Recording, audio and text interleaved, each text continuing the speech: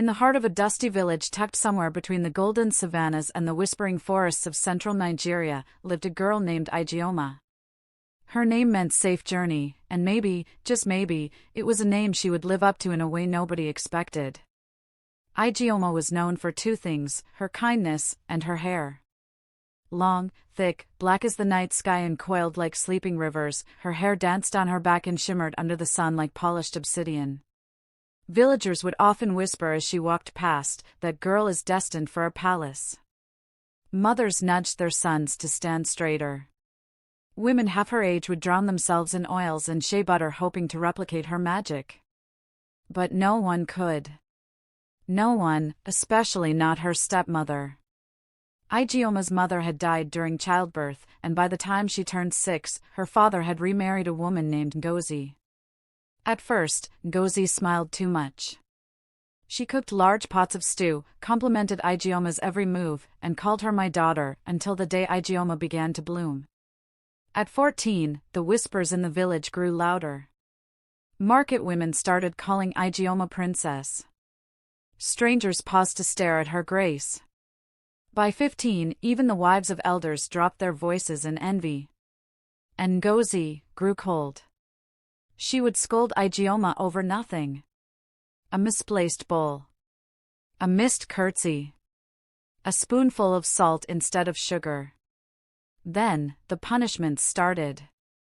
"You think beauty is everything, don't you?" Ngozi once hissed, dragging Ijeoma by the arm and forcing her to scrub the floors with ash and lime. "You think that hair makes you special? You're just a girl with luck, and luck runs out." Ijeoma never answered. She bore the beatings in silence. She swallowed insults like bitter pills and prayed every night for peace. But peace never came. One morning, a royal messenger rode through the village. The Prince of Umuleri was returning from his studies abroad. The king had ordered a festival, one where maidens from surrounding towns would present themselves for a royal selection. It was a chance every mother dreamed of. But Ijeoma's heart sank. She knew Ngozi would never allow her to attend. And she was right. "No," Ngozi snapped, banging a pot on the floor. "What would a girl like you do in a palace? Embarrass us?" "But Ma," Ijeoma said gently, "Baba always said." "Your Baba is dead," Ngozi interrupted. "And as long as I breathe, you'll do as I say." For weeks, Ijeoma watched other girls prepare. She helped her friend Nkechi adjust her geli. She tied wrappers, rubbed shea butter on cracked heels, and plaited hair, though her own remained untouched, hidden beneath a threadbare scarf. Then, 2 days before the festival, something terrible happened. It was midnight. Ijeoma was sleeping in the corner of the kitchen, her mat tucked beside sacks of beans and onions. Ngozi tiptoed in. The moonlight slid in through the cracked wooden slats of the window, painting her face in ghostly white. She stood over Ijeoma for a moment. Then, with a glint of steel, she raised a pair of rusted scissors. By the time Ijeoma stirred awake, half her hair was already gone. She screamed, a raw, animal sound that bounced off the walls. But Ngozi shoved her back down, knee on chest, one hand clutching her jaw. And she kept cutting. The sound of blades slicing through thick hair. The smell of oil and old sweat. The silence afterward was louder than the scream. When morning came, Ijeoma stared at her reflection in the metal basin. Her head was patchy. Shorn. Her glorious crown, gone. "Now you look like who you really are," Ngozi sneered, dropping the scissors beside the ashes.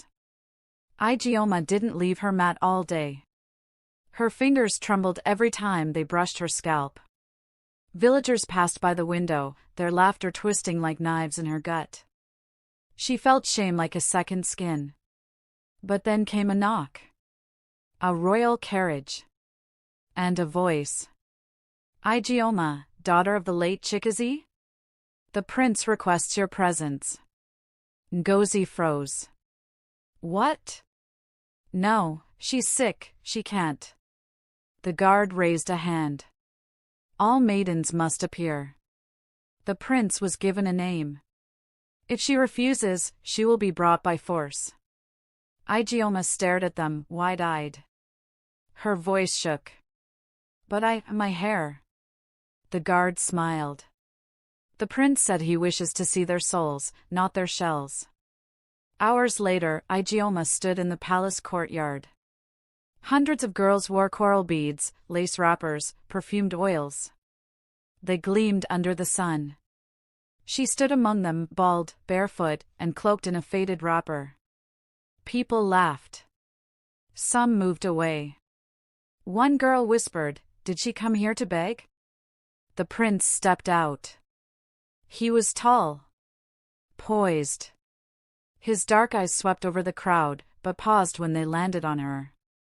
His brows lifted. He walked forward, directly toward Ijeoma. He didn't look away. He didn't laugh. He stopped just inches away. "What is your name?" he asked gently. Her throat tightened. "Ijeoma." He smiled. "That name means safe journey." He extended his hand. "Shall we begin ours?" Gasps erupted from the crowd. Ngozi, who had come only to watch the rejection, collapsed on a bench like a deflated balloon. From that day, things changed. The prince did not choose her because of her hair. He chose her in spite of what she lost. Or perhaps because of the way she held her head high even when others saw her as broken. Her baldness became a symbol. A story of endurance. Of hidden strength. But the most shocking part? She never took revenge on Ngozi. When the villagers asked why, she only said, "Pain can make a person cruel. But I will not let it make me the same." She built a school in the village. Named it after her mother. And the first girl she admitted was Ngozi's own daughter from her late father, her little stepsister. Because the journey to greatness, Ijeoma believed, didn't begin with vengeance. It began with rising above what tried to destroy you. True beauty is not in the hair, the skin, or even the body, it's in the choices we make when no one expects goodness from us. Jealousy can destroy, but grace rebuilds. And sometimes, the very thing others use to break us becomes the reason we rise. The prince didn't love Ijeoma for her hair. He loved her because she still shone when all her light was stolen.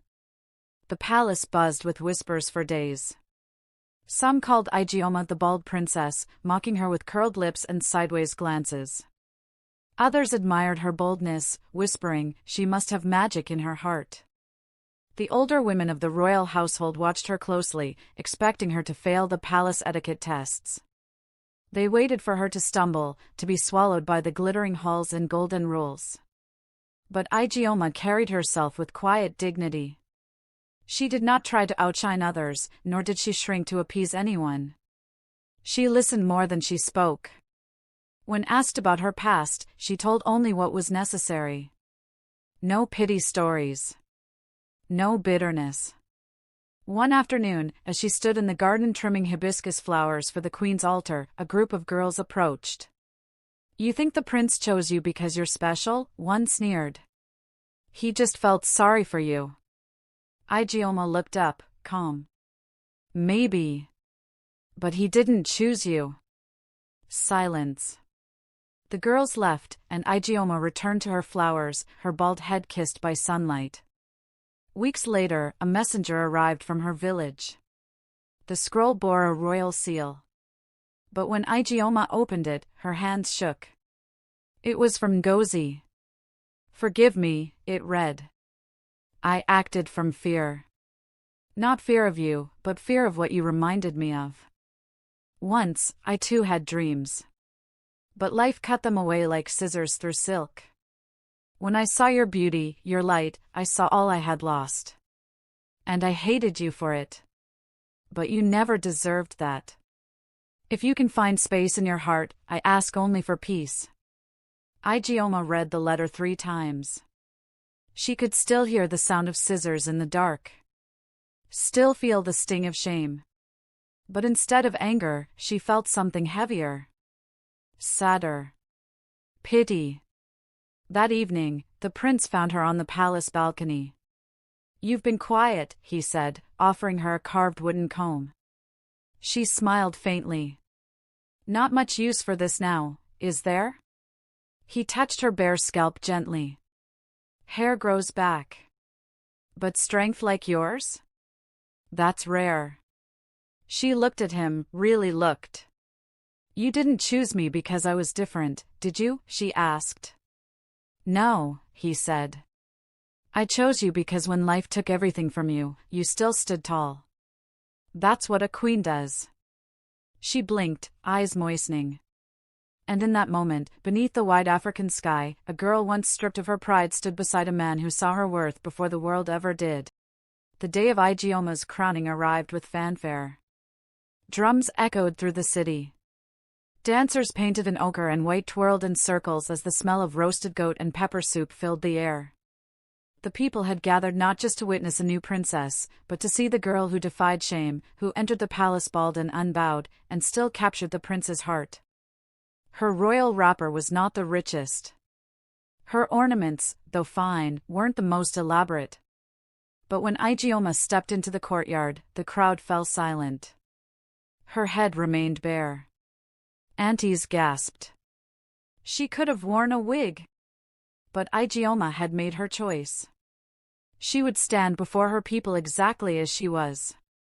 "I don't want to hide my journey," she had told the Queen Mother earlier. "Let them see that you don't need to look like everyone else to belong." The Queen Mother, moved to tears, simply nodded. Meanwhile, back in the village, Ngozi watched the ceremony from an old, flickering television in the town square. People crowded around, clapping and cheering. But she stayed back. She had aged in months. Her once sharp eyes now dulled with regret. Her little daughter, same age Ijeoma had been when her mother died, sat beside her. "Mama, that's Auntie Ijeoma." Ngozi blinked slowly. "Yes," she whispered. "That's her." A woman from the crowd called out, "Ngozi. Look at her. That girl you used to shout at, see what she's become." Ngozi only smiled weakly. "I see. And I thank God I lived to witness it."